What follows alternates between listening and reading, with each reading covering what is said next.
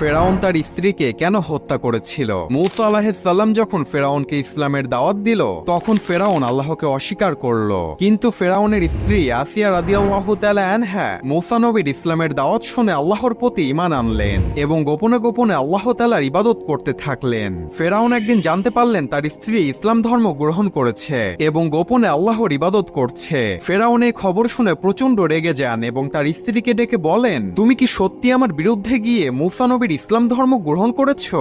আসিয়া তখন সাহসের সাথে উত্তর দিয়ে বললেন, হ্যাঁ, আমি আল্লাহর উপর ঈমান এনেছি, যিনি সকল কিছুর সৃষ্টিকর্তা। ফেরাউন তখন রাগান্বিত হয়ে তার সৈন্যবাহিনীদেরকে ডেকে তার স্ত্রীর কঠিন শাস্তির ব্যবস্থা করতে বললেন এবং তার স্ত্রীকে নির্মমভাবে হত্যা করা হলো। মৃত্যুর পূর্বে আল্লাহ তাআলা আসিয়া রাদিয়াল্লাহু তাআলা আনহাকে জান্নাতের একটি দৃশ্য দেখালেন, যা দেখে তার মুখ উজ্জ্বল হয়ে গেল এবং সে খুশি মনে মৃত্যুবরণ করলেন। সুবহানাল্লাহ।